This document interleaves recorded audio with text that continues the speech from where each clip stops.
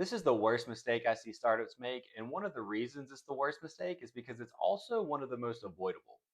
Hey folks, if we haven't met before, I'm Kenneth Burke. I led marketing for a startup from zero to about 20 million in revenue and through an acquisition. Built my own business, earned a bunch of nice awards and recognitions, and now I help other people like you, founders, marketing leaders, and others in business to take the guesswork out of growth.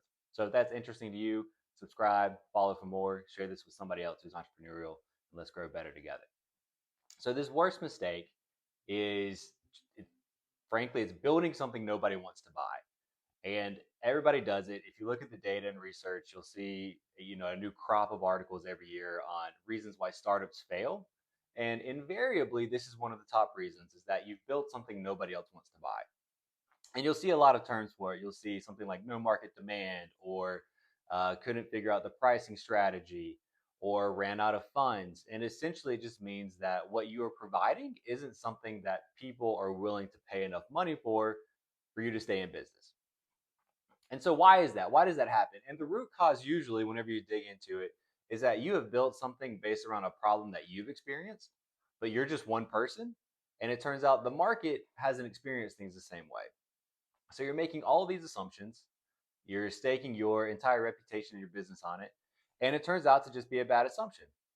So then the question is, how do you avoid this? Because I said earlier, it's so avoidable, right? And there's really three phases I want you to think about, I want you to walk through in order to test your assumptions to build something that's actually viable that people really want to pay for. And so number one is just to talk to customers, right? I often say the fastest way to find product market fit is to just talk to 1,000 customers.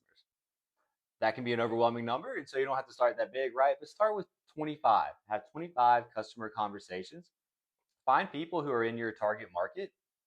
Talk to them about their day in the life. See if the problem you're trying to address actually comes up at all organically. And if it doesn't, maybe steer them in the direction of that topic. Don't lead them with your idea. Don't tell them, hey, this is what I'm trying to build. Do you think it's good? Um, Ask open-ended questions and see if what you're thinking about is something they've also experienced. And if it's not, maybe you need to pivot. But if you hear it come up time and time again in these conversations, then figure out, okay, what are the specifications that we need to build for in order for these people to pay for it? So that's step one. Talk to 25 people, preferably not friends and family. Step two is then you actually have to build the thing, and what you're looking for is to get 10 unaffiliated customers. So you want people who aren't friends, aren't family, aren't people you worked with for years and years. You want people who you've come across through introductions or referrals or randomly on the internet or in person at events, who find what you're building to be so valuable that they are willing to pay for it, not because they know you and like you, but because they like the idea and the product. And if you can get to this phase of 10 unaffiliated customers, this is usually the first uh, benchmark that you need to hit in order to be investable, in order for friends and family, sometimes early stage VCs, to want to invest in you. It doesn't mean you've got a home run, but it means you've got some revenue, there's some traction there. It's a great sign. The third stage you need to go through is earning referrals and keeping retention or improving retention, right? So if you think about, especially in today's world where everything is subscription based, if you lose, let's say 20% of your customers every year, then the way the math works out roughly is you have to earn another 25% next year just to stay on par. You can see how that becomes pretty tough to do just from a business mechanic standpoint. But it also means that what you're providing isn't valuable enough that people want to keep paying for it, right? And so through customer conversations, ongoing all the time, through iteration, you can improve what you're doing, test your assumptions, and provide something that people actually want to pay for once, find value in, and keep paying for time and time again.